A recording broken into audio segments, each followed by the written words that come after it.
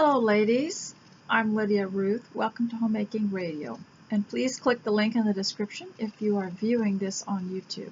And go to the page where I have embedded this where you may watch it without ads. Also, you may leave a comment there. And I would like to say I hope you get a few things done while you listen today. I do use books and read from things that are generally copyright free and or that I have permission for to emphasize my points. Today I may talk about a few things, and I have been reading this book called The Lost Art of Dress, and so today I'm going to talk about that a little bit.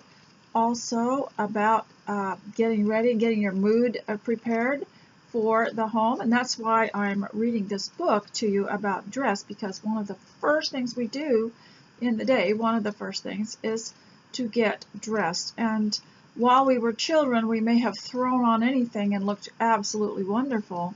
As you become more vital and you have little children, you want to dress to delight them and wear things that they enjoy looking at, that they recognize you for, and that their mother is has a great optimistic attitude about life, because it does express us who we are.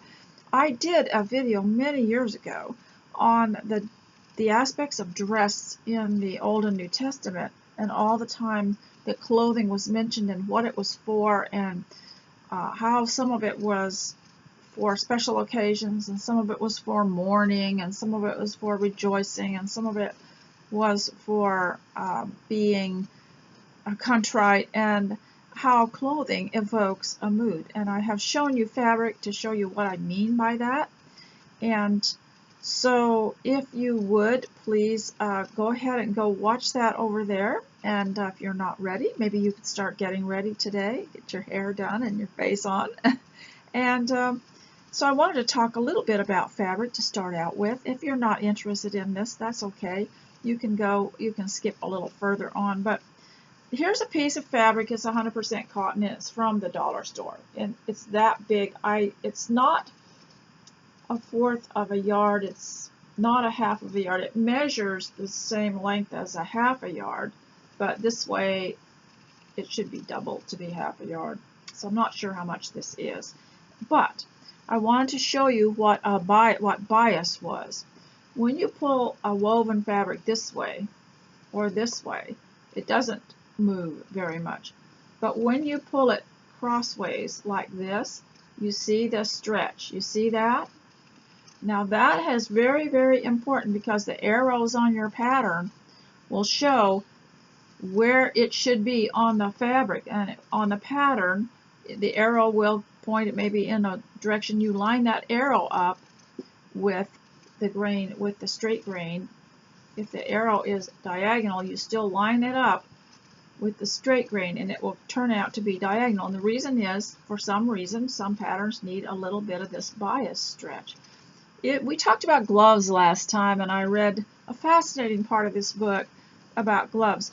But gloves are on the bias. If you wanted to cut out a pair of gloves, if you wanted to maybe trace a pair of gloves on here, you would trace them right here like this, or lay your hand right here on the bias and make them. We used to make gloves when we were little kids. We used to cut them out of fabric, and even make bear paws and things out of brown paper sacks, you know, just cut around and tape and glue.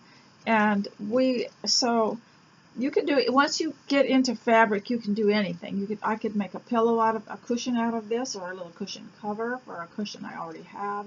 It wouldn't be too much trouble. And I can also use these. I love these squares because they remind me of a book I read many years ago about when they used to have these sample carpet squares, and how people use them for coverings on their end tables and various places. And so I can use this for other things. I could put it on a little table, or I could wrap a gift in it. It's $1.25 for these rolls of fabric at the Dollar Tree. And I could just get some matching ribbon, and then whoever got it could use it for whatever they wanted. It's cotton, so it's absorbent, and it could be used for a kitchen towel. And also, use your imagination. You can do many other things with it. You can sew several together, make a quilt, make an apron. So, ladies, where to begin? I have been watching Wives and Daughters, and I have been talking to young women at home, maybe homeschool girls that are getting restless maybe and think that maybe they should get a job outside of the home, and I have been spelling out some of the things that you have to watch out for with your homeschool children. As they get older, the world's just going to love them, and they're going to have their talents out there to get them. And want them to work for them or want them to be in the public. And also, don't sell them at a cheap price. Say if my child is going to work for someone, we're going to have double the amount of money and less of the amount of staying late and getting up early, because really you're better off at home having your own business. And I always told my children, I don't mind if you want to do, work at something, but you be the hirer, you be the boss, you have your own business. And this might not work out for everybody. And by the way, these are just things that I have observed and that I prefer. And so don't copy me. This is just for your entertainment. And if you don't agree with it, we can still be friends. So with Wives and Daughters, so young ladies and young men, men need to watch this too, because there are just as many men in here. And watch their behavior, and watch their clothing, and watch their roles in life. How many women in here worked outside of the home? Well, the only one that I could think of was Molly, who went to look after one of the patients of her father, Dr. Gibson, and she went to stay with Mrs. Hamley so she could look after her and keep her company and help her. And I'm sure that she was rewarded for that. I'm sure she didn't do it for free, and her father had not allowed her to go out before to stay at anyone's place, and she said, I don't know if I want to do that. I've never been without you. And she was 17, and he just realized that she probably needed to go out a little more and socialize a little more, so he let her go and take care of this friend of his, one of his clients. And so then the other one would have been Miss Rose, because whoever Miss Rose was, her father, Molly Gibson's father, said, "Go, here's some money, go to Miss Rose's and get yourself some clothes to wear when you go stay at the Hamleys." Well, we don't know if Miss Rose was a woman that kept a shop or if it was just named Miss Rose's and owned by a family that lived upstairs. We don't know. But people are always trying to look for reasons to go around the message to Christian women. Now, I'm not saying that all women should do this, but we know that the Christian women should, because this was an elevation of Christian women from having to work for other people and start working at home for their own people, for their to be their own CEO. And it was Titus 2, keepers at home. Now there are lots of other words in that scripture too, and Titus 2 is also addressed to men and how they should behave. And there are scriptures in the New Testament that tell men to be the providers and to provide for their own, and not be worse than those who are unbelievers. And so, but people want to get around it. Now you can tell a man or a young man, they'll read the scriptures about being providers, and they grasp it right away, and they do it with eagerness. They want to find a career, and they want to work, and they want to figure out what they can do to earn money, and they get a great deal of satisfaction from it. But for some reason in our era, our culture is so hard on women. And I'd say the women in the West are the most unappreciated and mistreated women because of the fact that they have to go out and work for someone else in someone else's business and be in, I guess you might say, submission to other people. And yet Christ liberated them. He emancipated them through the new covenant, his word. And Titus 2 clearly states keepers at home. Well, now they no longer have to work these grunge jobs, and they can work their grunge job themselves at home, and they can make it as pleasant or as miserable as they want to. They determine the atmosphere. Now, all of the stories I have read to you, like Taylor Caldwell, where she said she admired this man and she wanted to marry him. And she said, I wanted to say, I want to marry you and I want to keep your house. I want to have to do nothing. I want to leave my horrible job and do nothing but keep house for you. And that used to be, those of you who are vital knew that that was an elevation for all of us. Many people, like in my mother's era, they had large families. And to be able to get married to a man and take care of one person, to wash clothes and feed one person and keep house for one person, was glorious elevation in life, because if you were one of the older girls, you'd be keeping house and picking up after everyone else, and the job, it would be difficult, it would be hard. It was a rest, to get married and have your own place and your own family and your own possessions.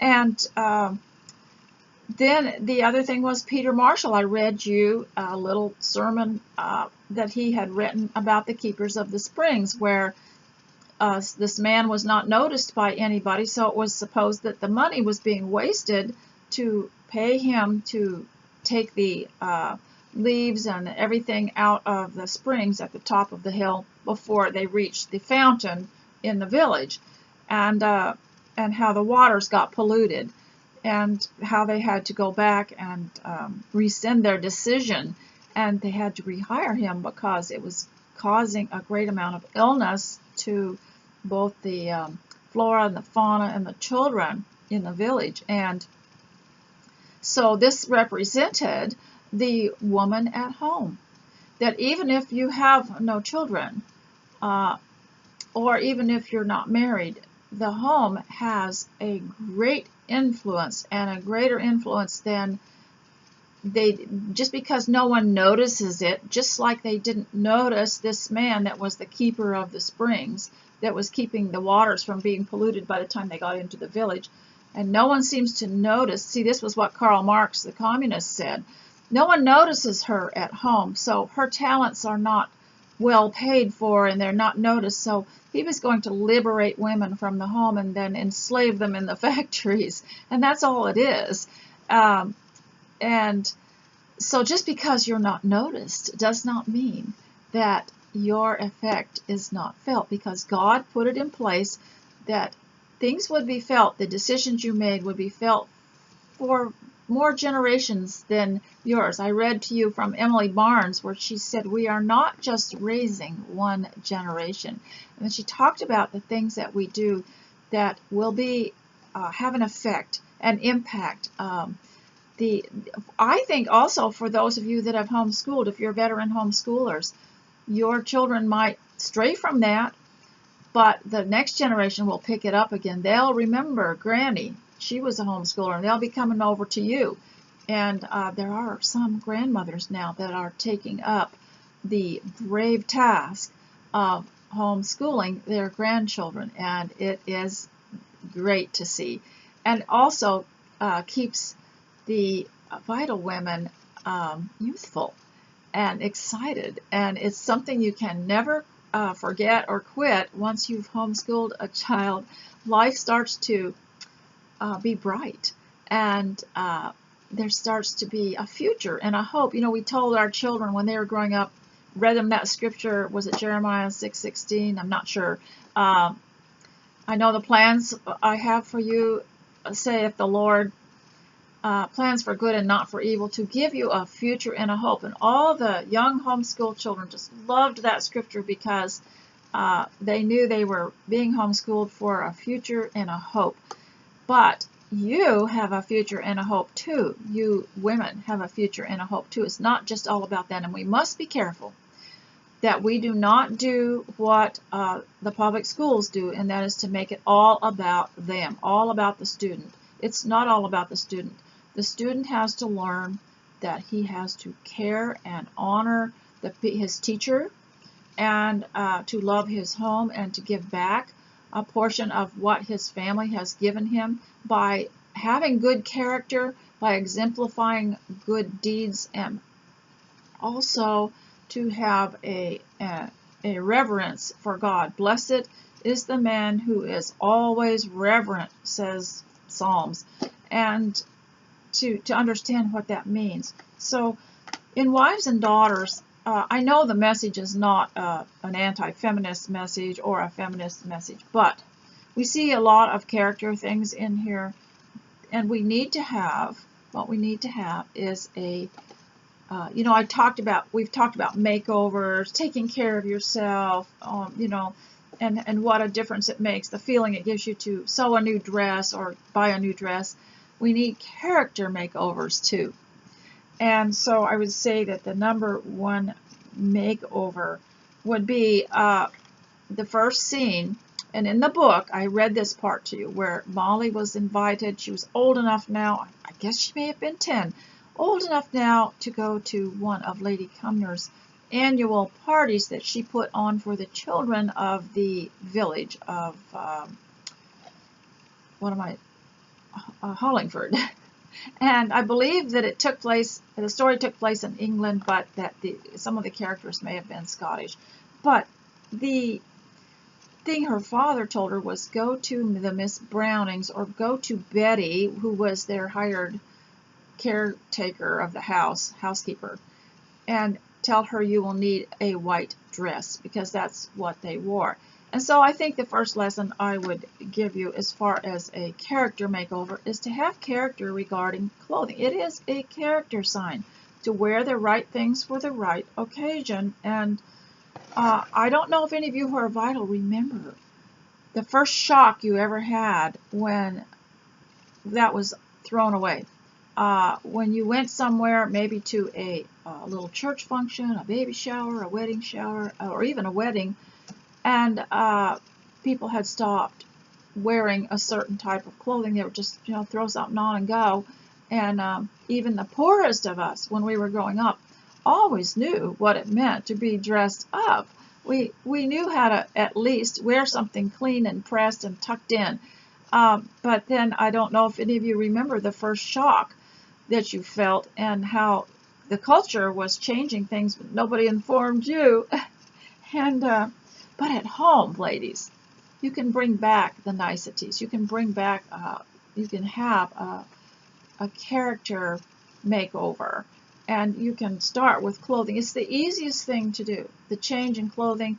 If you're having trouble understanding things like patience, things like kindness, things like diligence, and things like from Philippians 4:8, like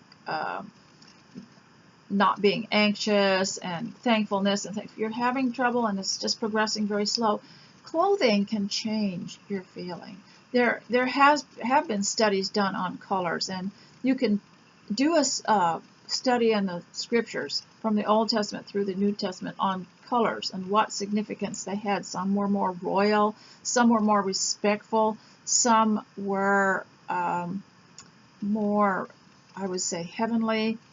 Some the colors all represented something.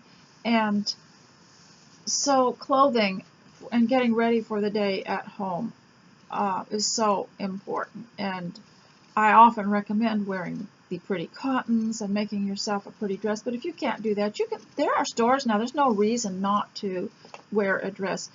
If you feel cold in a dress, wear leggings underneath it and wear a longer skirt. If you are not comfortable, if you're used to wearing jeans, jeans are clear down to the ankles. What's wrong with wearing an ankle-length skirt? People just go nuts when they see me in a long skirt, but their jeans are long. Their jeans are down to their ankles. Why can't I wear my skirt down to my ankles? But you can be comfortable in it. It just takes some getting used to.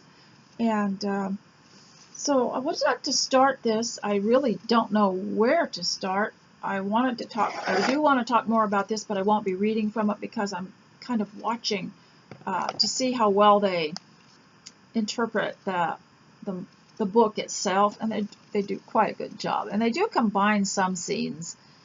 So I'm going to read from here, called The Lost art of dress. She writes a lot like Linda Lichter does in Simple Social Graces. She has a bit of sarcasm for the current generations.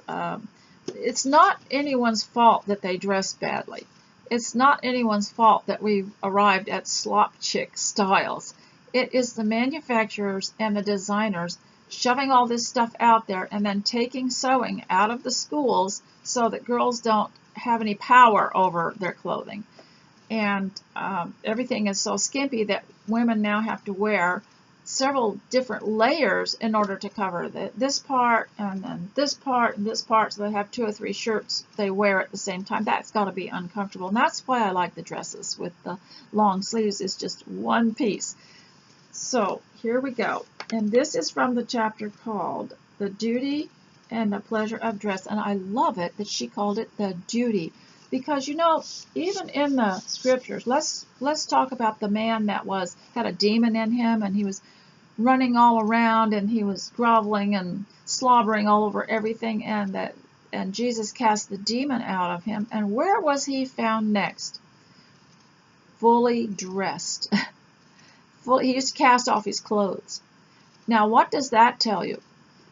Does that tell you there's a little insanity there when people aren't fully dressed, or they have more flesh showing than they do clothing? And so he was found fully dressed and in his right mind. So if you're fully dressed, your children are learning to be dressed, well dressed, that means that they're in their right mind. It always bothered me to read that account of that guy. He was found fully dressed in the town square or on the steps of some place and in his right mind. And that was the combination of being fully dressed and in your right mind. It always used to bother me that, you know, are we being insane when we're not fully dressed, when we want to show off our arms, or we want to show off our whatever, you know, our flesh? And you know, there's no need for tattoos if you have pretty patterns and prints. Like this is a little daisy dress. It's an older dress that I made from a Laura Ashley pattern, and I'll just take off this cardigan because it's getting a little warm in here, and my speaking is getting a little heated. But I don't have to have tattoos because I can just change my dress, and tattoos are not easily removed. So instead of having tattoos, wear long sleeves. But what happens is these women get these tattoos, so they have to go bare so someone will see the big butterfly or the big rose or something. Goodness sakes, just buy a big print and wear a different dress every day and enjoy that. And then you don't have to mess with your skin, and you don't have to feel that you have to show it. Now, because there's so many tattoos on the back, on the upper back, ladies have to wear the low-backed, skimpy little t-shirts with tiny little straps because they want to show off. They want to, and it's a way of dressing, really. You don't need to substitute tattoos for clothing. You just need to have, and I've shown you these prints, and I collect the fabric. So those of you who think I'm poor, come and look at my fabric stash someday, and that will shut your mouth. And I also wanted to share with you my teacup for today. I always like to match it up as best I can. This came from one of those reject stores like Ross or Marshall's or Home Goods or TJ Maxx, and I really like these. And somebody I know was doing the lead test on all my antique cups and found out there's more lead in the antique cups than there are in the new ones. But I like this one. It's nice and big. And also, today's tea is Organics Hibiscus Berry. If I don't like the taste of it, I will just enjoy the smell of it. I'm going to try something different every day. So if you're not dressed, you may do so while I am. And also do your best. Dress your best. And ask yourself the question as you prepare yourself for the day.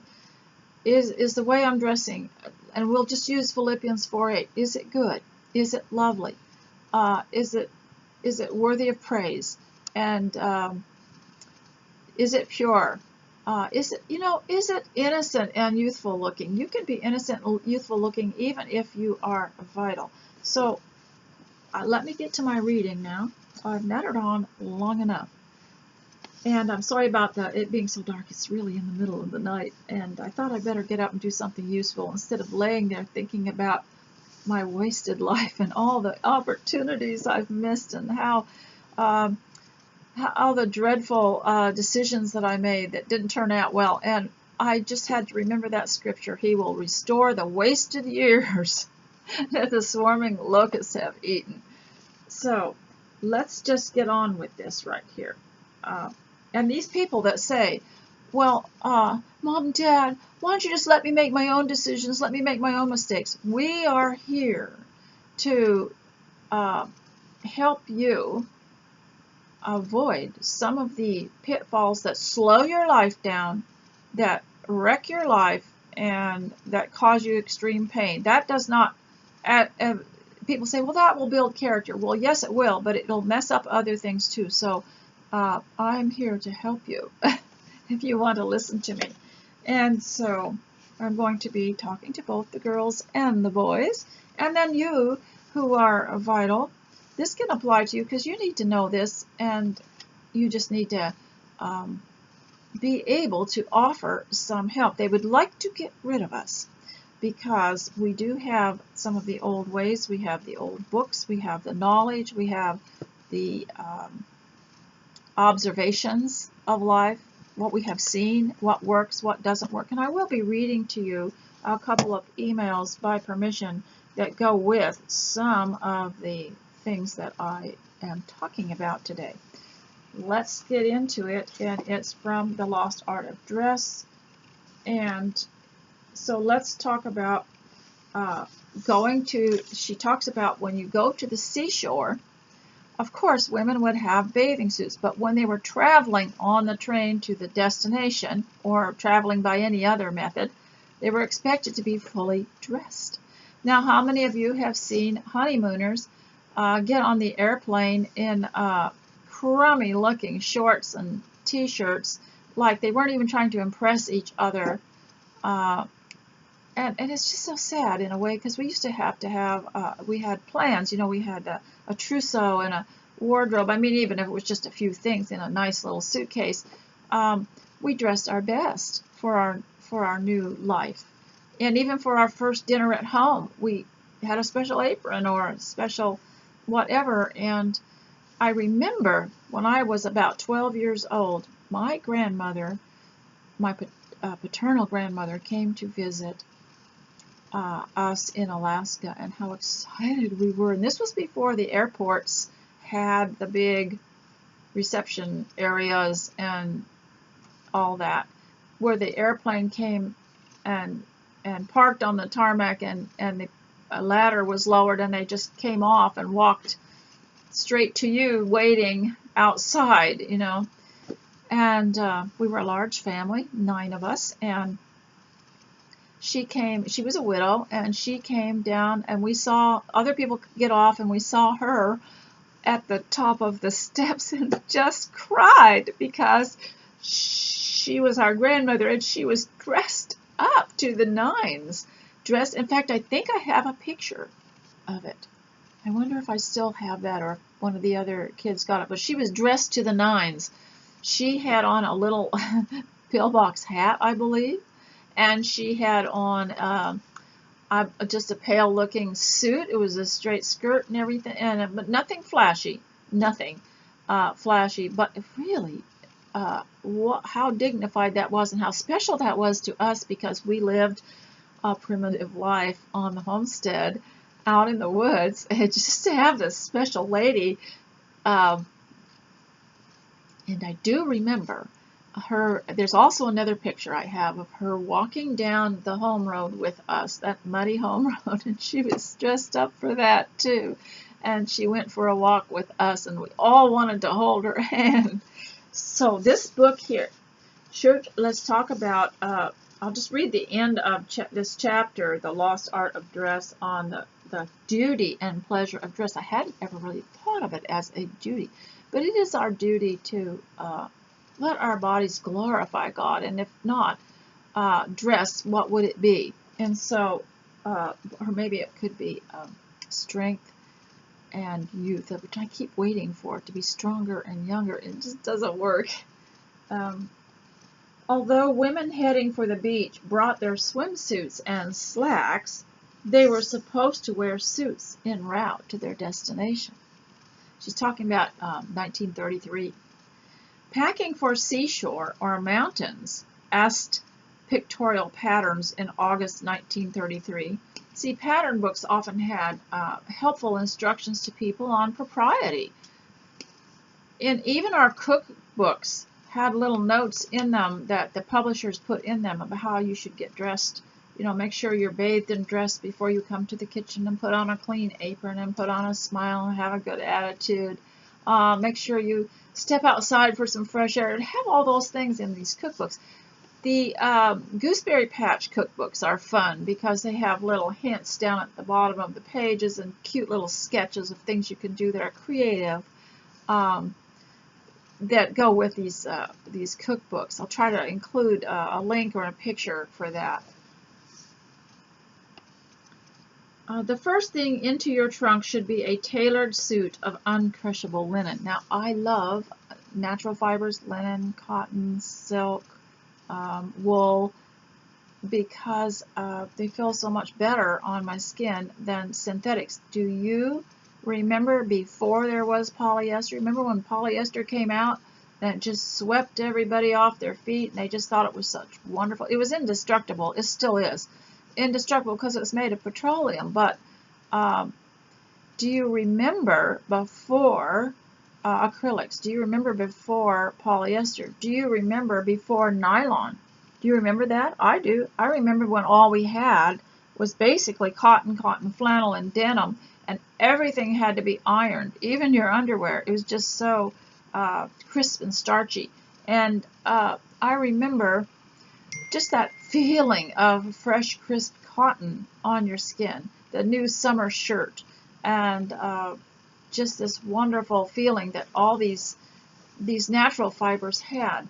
And I wonder sometimes if a lot of the illness and the allergies we get might be from our synthetic bedding or synthetic sleepwear, and if we might feel better going back to the old flannel and the old plain cotton. So she says the first thing into your trunk when packing for the seashore should be a tailored suit of uncrushable linen. Texas dress doctors Lucy Rathborn and Elizabeth Tarpley gave similar advice for plane travel in 1962. Well, I believe that was the year that my grandmother, and her name, I have never heard a name like this, was Plessy, P-L-E-S-A-S, like in please, P-L-E-A-S-I-E. Have you ever heard of that before? I rarely hear of that, but Plessy. What an interesting name.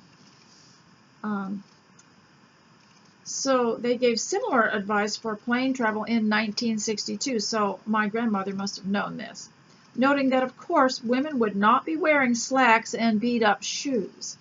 They did not live to see women shuffling down the breakfast buffet, these two fashion advisors. They did not live to see women shuffling down to the breakfast buffet at the Best Western in their jammies and slippers, rubbing the sleep from their eyes. Oh, dreadful. Do you remember when going to an inn or a hotel was so ultra special, you just felt like a queen or a king? And I remember we were invited once to stay for free at someone's hotel, and we went and stayed there when I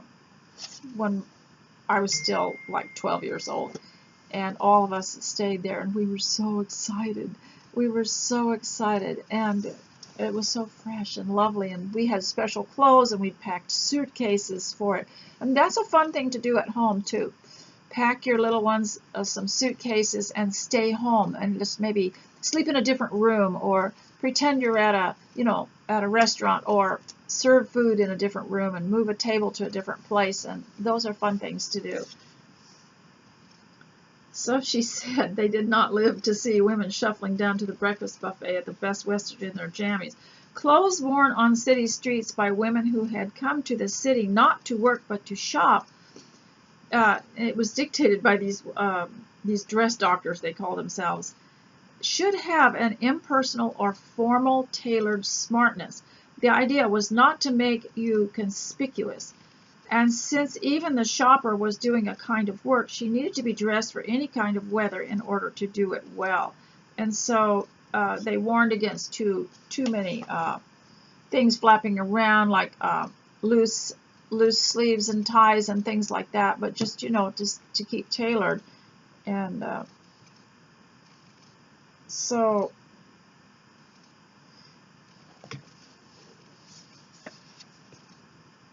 it says here, and since the shopper was doing a kind of work, she needed to be dressed for any kind of weather.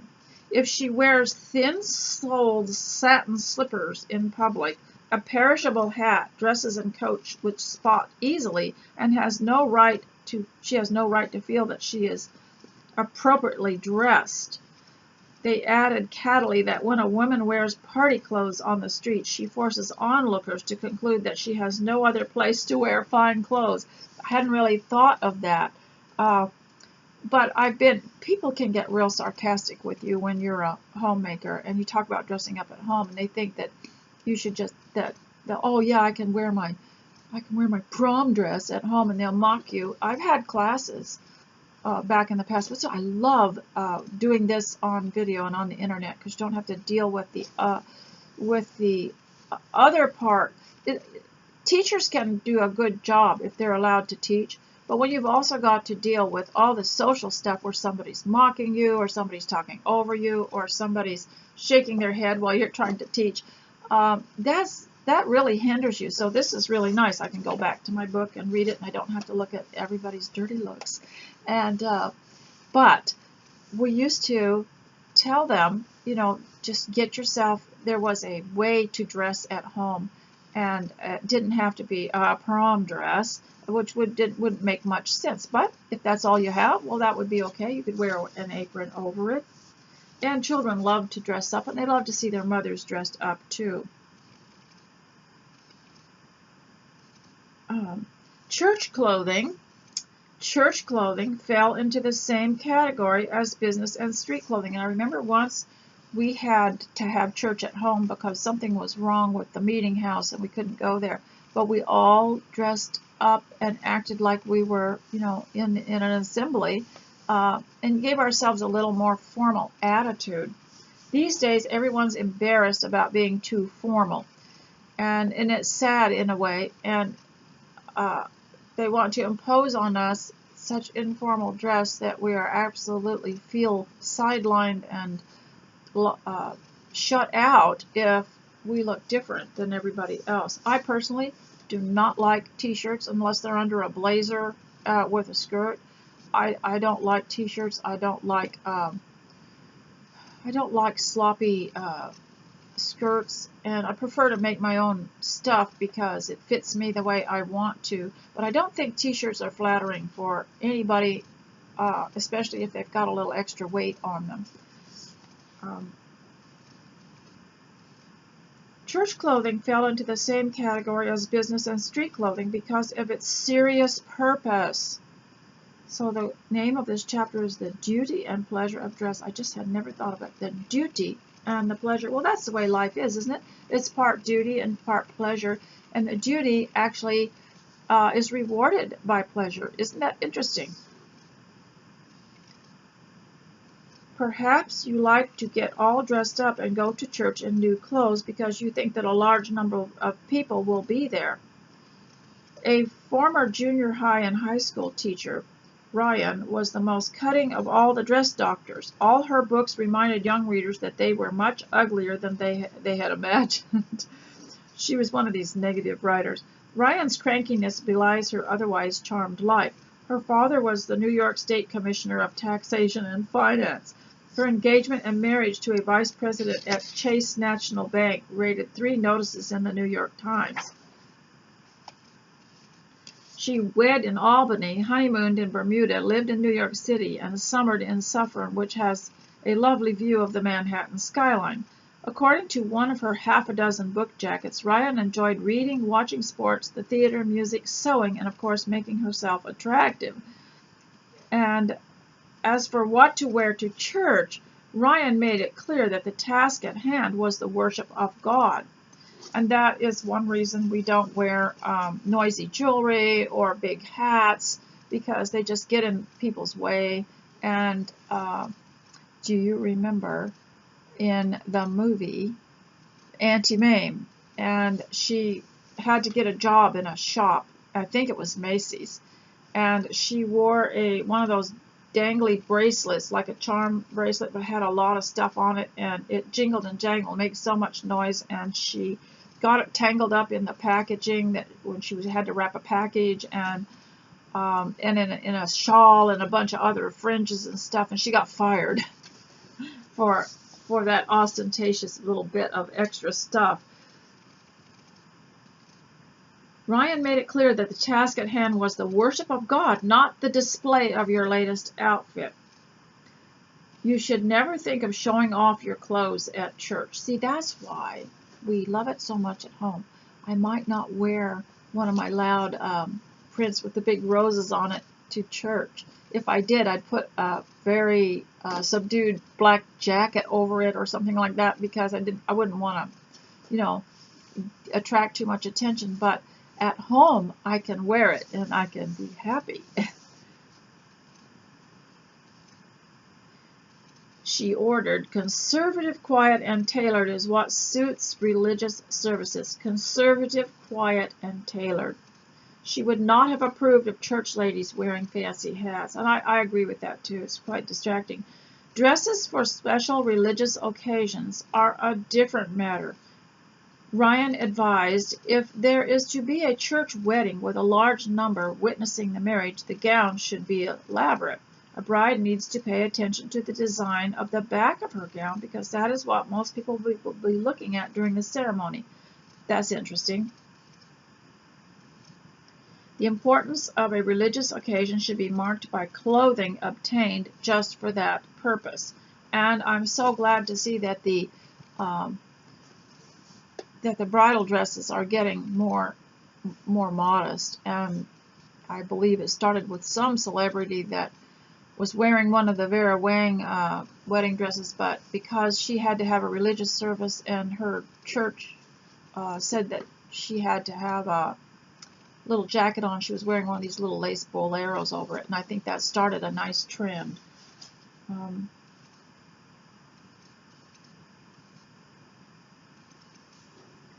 The dress doctors would not have approved of the strapless wedding dresses of today, and which have become the standard for brides keen on looking hot at their weddings.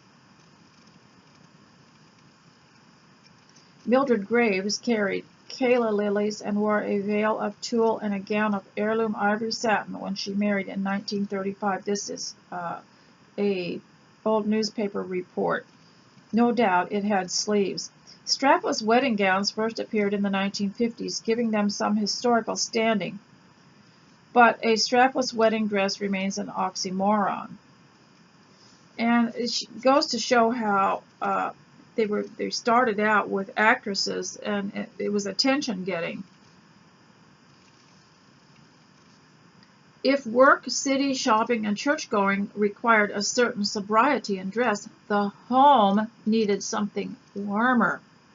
A house is not a home is an old saying, and the home economists repeated it with fervor. A house is simply a place where people happen to live. And in Scripture, house and home were interchangeable. The house was the place, the dwelling place, but it was called a home because the people that were in it. So it was where the family dwelt. The home expresses the family life which is lived within the house, wrote two dress doctors in 1914, and the character of family life depends on the efforts of the homemaker. You know, that is nice. The character of family life depends on the efforts of the homemaker, but you should not feel a failure if their character isn't up to the standard, because as they get older, they need to take care of their character themselves. You don't have to character train them all the time. You have to make them responsible to do it themselves, and to know that they are an example. Once they know they're an example, they have a mission, and that just turns it all around. That makes it a spiritual obligation, the duty and pleasure of dress. Father was supposed to cooperate, of course, but in time when most women worked in the home, the responsibility for the life of the home fell into mother's hands. With some help from the home economists, she will understand the physical, religious, intellectual, and aesthetic needs of her family, and will be able to minister to them. If you were my girls and you came to my school at Ashcombe, I would have you take that sentence and parse it and define it and give me speeches on it and examples and colorful illustrations.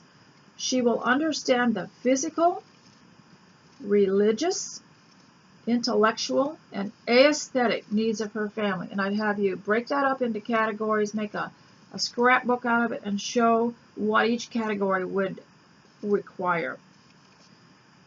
A house only becomes a home, added a book from 1935, when it is a happy, healthful, restful, and attractive place in which to live. So just as we should dress up for our home, we should dress up our homes. It's easy because it's easy for us to do our homes and dress up our homes. There's thousands of YouTube videos on how to put a theme in your home or make it more like it was when you were growing up, the farmhouse, the cottage chick, the grandma chick, and all that. And it's easy to do that.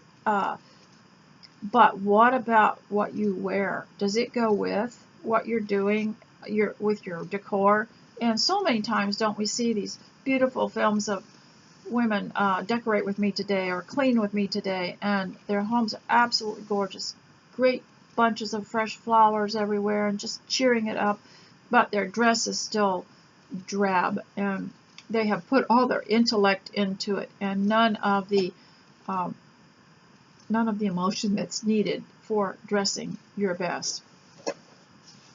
And this is one of the problems of college. We saw people coming home from college that had lost all sense of themselves. They had put so much into book reading and passing tests and the stress of surviving in college financially and all this, that they had forgotten about themselves. Whereas at the Christian colleges used to be, there was a little booklet you got, and I think I have one somewhere. It was a little booklet that said, when you enter our college, this is how you have to go to bed at a certain time. You have to have a bath before you go to bed. Your sheets have to be washed every week, and you have to get up at such and such a time. And they just laid out all this stuff, like what you would eat and brush your teeth, and put you on some kind of a schedule so that you. And when they said they went to class, there couldn't be any slips showing, there couldn't be any straps showing, there couldn't, no holes in your stockings, and all kinds of things that they dealt with every personal item for the girls and the young men too. But then college became so casual, the intellect became more important than the duty and pleasure of dress. That they just separated it all. It's like in Brian Kozlowski's book, the Jane Austen Diet, he had a chapter called The Mind-Body Connection. Surely our clothing at home has something to do with the state of mind we are in. And it was shown years ago that people that were depressed, if they simply got something new to wear, or they changed their clothes, or changed their hairstyle, that it helped a lot. Or if they, and also their home, the state of their home, the condition of their home, if they improved that a little bit, that it helped their minds.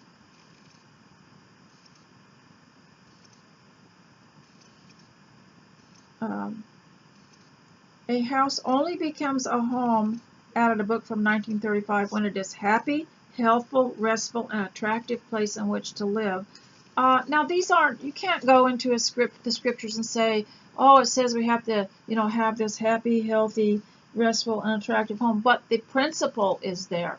to guard and guide and to be keepers at home. What would keepers at home involve? You start to think about that no matter what era you lived in. Well, it would involve meal preparation and cleanliness and care and concern for other people. And you look at the hospitality that was shown in the New Testament and in the Old Testament and what was done. And you can figure it out. But I would have them have a notebook and like at my school. And then they could dissect this: a happy, healthful, restful, and attractive place in which to live. And they'd have these categories, and they would have to work on that for a whole term, whole semester. Home economists insist that homemaking was not only a profession, but the greatest of the professions. Greatest, and I'd have you write that on one of the pages. Homemaking is the greatest of the professions. Greatest in numbers and greatest in its effect on the individual and on society. They called these professionals home women, a nice counterpart to business women. I wish they still called them that, home women, because we've tried to get rid of that word housewives because no one is a wife to a house. But what it meant, what actually the original meaning of housewife was she lived in her husband's house or someone's house and she was married. That's all that it meant. But the moderns didn't like it, and homemaking is probably better. But homemaking, the trouble with that is that anybody can be a homemaker. And it's not very distinguished, but I like this one. They were called home women. That didn't last long, did it? Home women. I'm a home woman. A nice counterpart to business women. And some textbooks asked high school girls to appreciate their mothers by having them calculate how much the cooking, housekeeping, and childcare done by them would cost if it were paid for by the hour. Mother earns a very large income. You look at all, I said that the homemaker is the most unappreciated person in the world, but back in the day, back in the olden days, the men were very appreciative, and they made sure their wife got to go out to eat or got to buy a new dress or had a hobby that she could spend some money on. And they went on little vacations together, and they made sure that she wasn't overloaded with work. And you think of all these women, all the shopping they did for their groceries, all the gardening they did if they grew their own food, and the homeschool women. You know, the teachers in the public school get paid a salary, plus they get retirement and other benefits. The homeschool woman is very self-sacrificing. So she needs to pay herself by making sure that her home is well cared for and she has quality things that don't have to be replaced all the time, and that the children do not mistreat personal possessions or family possessions, so that they always have that bit of wealth. And also she needs to look after the family money so that she knows where things are going and what they can afford. And back in the day, the women looked after the money. The men went to work, they took their paychecks home to their wife, and they didn't stop at the pub on the way home. And they made sure that their family was cared for, and she looked after the money, and he trusted her, and he'd have to ask, do we have enough money that I can buy a tractor or a new fishing pole? And she'd have to check and see, and it was very interesting how that worked, because when those families passed on, they left hundreds of thousands of dollars for their descendants because of their ways. As professionals, home women needed clothing that suited their work. Yet the word house dress conjures up hopelessly frumpy images of shapeless sacks up in vague floral prints. And that's the one reason I didn't like them in the 1950s. They were awful. They were called shifts, or they were called dusters, and they were just awful. They just weren't. But the ones before that, in the 1930s and 40s, were rather nice. But for house dress, all I would suggest is buy or make something that you like and put an apron over it. And, you know, if you find yourself being uncomfortable or sweaty in it during the day, then check the fabric content. Always wear what you like. For many of us, the denim skirt was a standard. We had denim jumpers. Remember those? And that way you could wear a crisp white blouse under them and a old-fashioned apron on top with a bib apron. And what happened to those? Well, we were shamed out of it. We were called prairie muffins, or we were called Little House on the Prairie people. And it was a fashion of the day, and even people that weren't religious were wearing the denim jumpers and the denim skirts. And I hope that I can get a picture of a skirt I recently bought at one of those discount stores, Ross, I think it was, or Marshall's, I'm not sure which it was.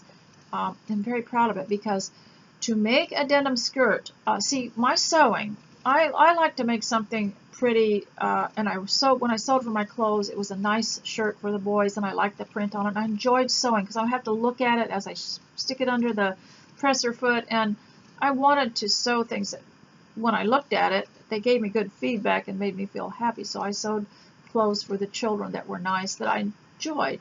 But I would not sew a denim skirt or denim jeans, because those require special treatment of seams. You have to, when you make a denim skirt or a denim pants, those seams have to be steamed and pressed down, and even taken a hammer to hammer them out thin enough to make them go through your sewing machine when you press several layers together. So I wouldn't sew those, and I won't sew. There's certain things that I won't sew because I don't enjoy it, and I only want to sew what's useful to me, but yet what I enjoy. And it's like what I was saying in the last video. If it makes you happy, if it cheers you up, and that's how you pick out your fabric. But it's the same with what you're sewing.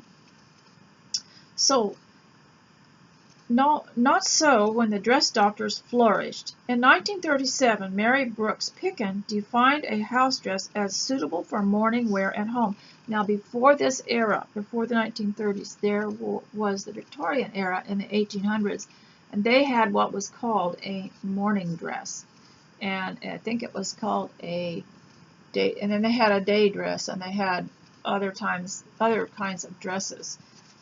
And I still have not found a pattern for one of those. In 1937, Mary Brooks Picken defined a house dress as suitable for morning wear at home, usually of gaily printed washable cotton fabric, often perky in silhouette, smartly made and trimmed. Now, I'll try to get a picture of this for you, but see, they elongated the figure. They were long enough. They didn't make these women look fat, and they were long and slender, so you wouldn't be, catching your skirt on something, or on the door, or closing the door on it.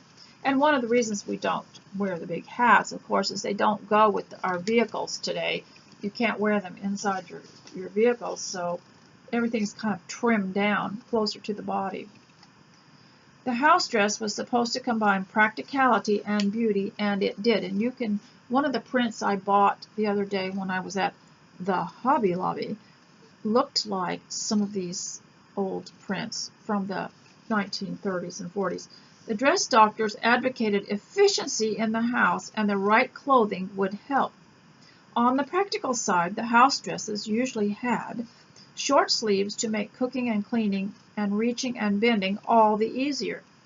I like long sleeves, or three-quarter length sleeves is nice. I always like to have the elbow covered for some reason. I have a sensitive elbows, and I don't like to get bumped, and so that's why I like to have the three-quarter sleeve over that. But as I get more vital, I'm going for the longer sleeves because my arms are becoming scrawny and not very attractive, so I don't even like to look at them. And so let's continue.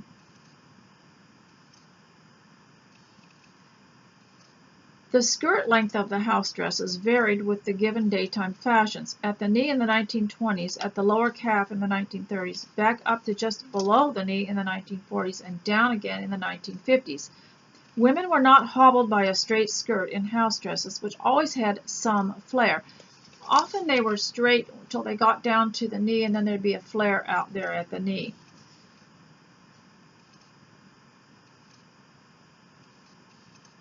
When it came to style and color, the variety was endless. Yes, You'd never see any two alike.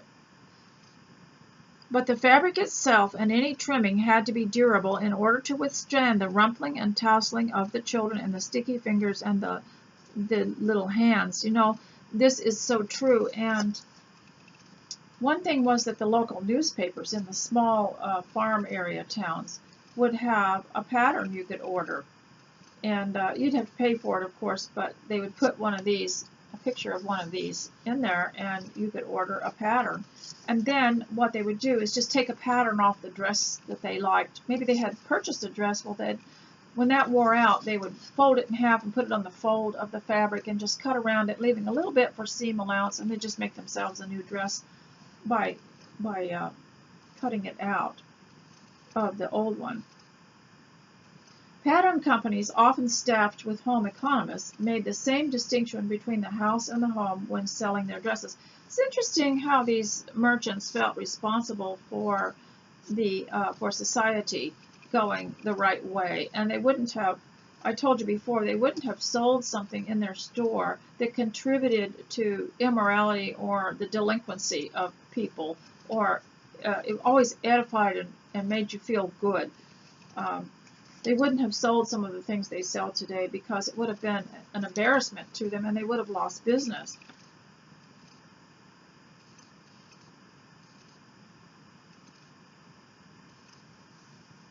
Pattern companies, often staffed with home economists, made the same distinction between house and the home when selling their dresses. With homemaking, not housekeeping, they didn't call it housekeeping.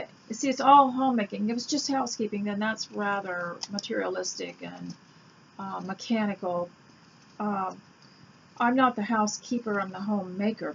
The aim of Home Women, explained the Women's Institute magazine, such frocks as illustrated here will help create a cheerful atmosphere and will be a good choice.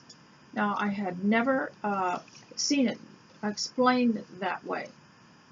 Do not settle for the cheapest house dress, advised the dress doctors. Hunt out the ones designed with imagination and style. It's like the fabric I was showing you the other day. Does it give you good, is it cheerful to you?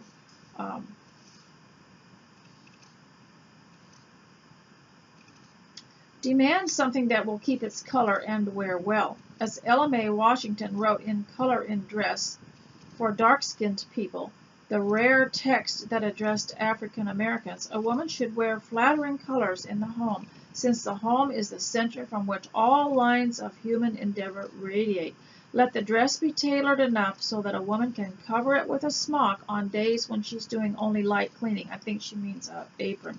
Then dash out to get a few errands done. Yes, they would remove their aprons, and these dresses were suitable enough to be seen in public.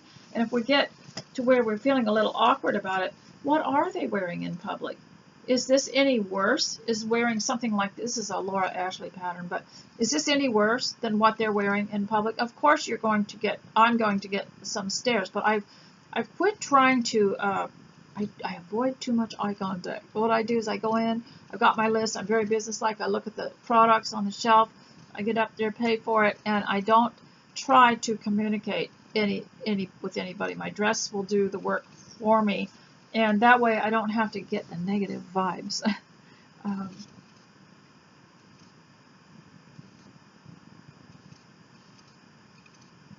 So it said it will be, she can remove the smock after light cleaning, then dash out to get a few errands done.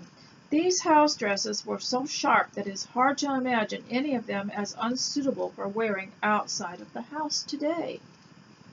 They were well cut, well trimmed, and came in a delightful variety. If our local shops had these hanging there, and there were dozens of the same color, and there were several styles you could buy from, and people got the feeling that it was heartily approved of by everyone else, and they could see them if they were displayed there. I think that what's on the rack would sell and it would go, but what is on the rack right now, unfortunately, isn't very inspiring for women at home. But we do the best we can. They were well cut, well trimmed. Trimmed means like they added a little ribbon, bias tape, buttons. Trim is things like lace or ruffle or any kind of accent color. That's called trim.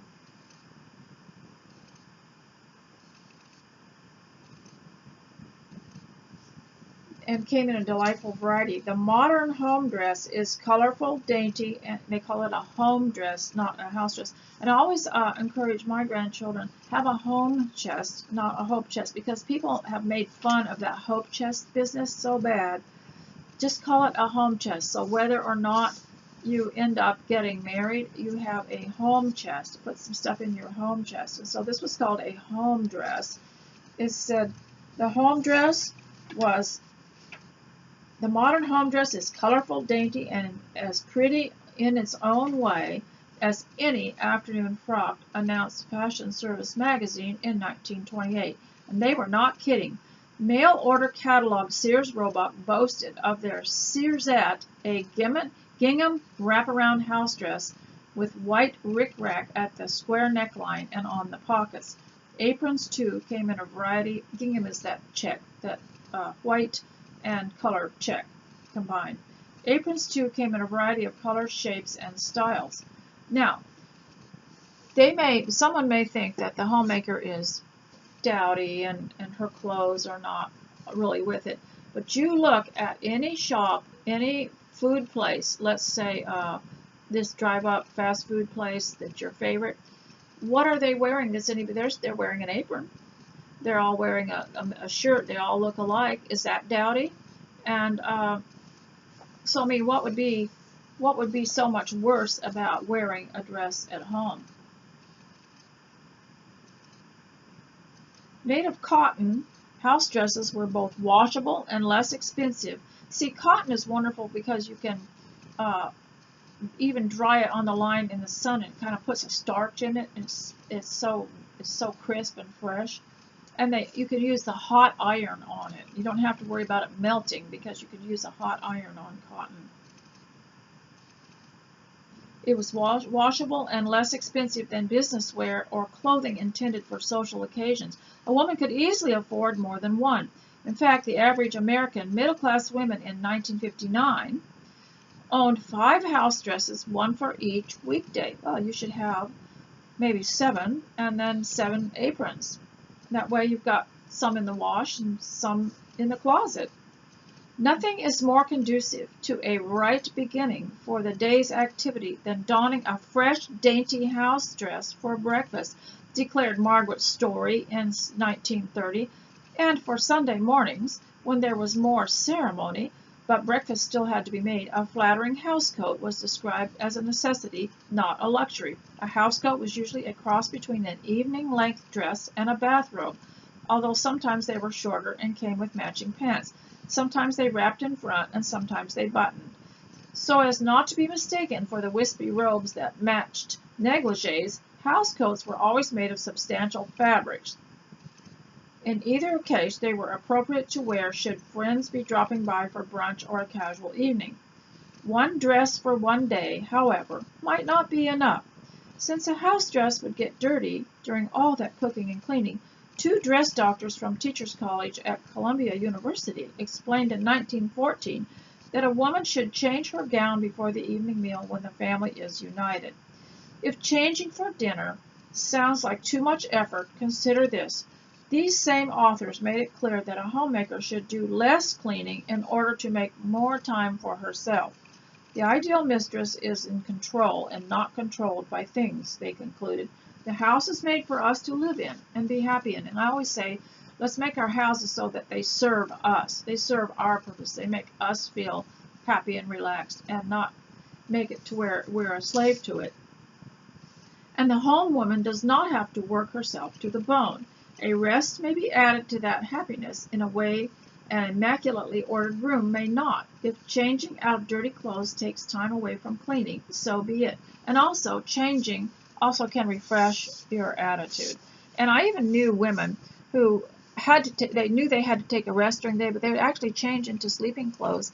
And there was a little quilt at the end of their well-made bed, and they would just get under it, pull that up over them and take a little nap to refresh themselves. And ladies, I know that I have gone overtime today, but if you have come to the end of this video, congratulations! Yay! Like they say in all the exercise videos, I am going with Lucy to walk in Venice, Italy today.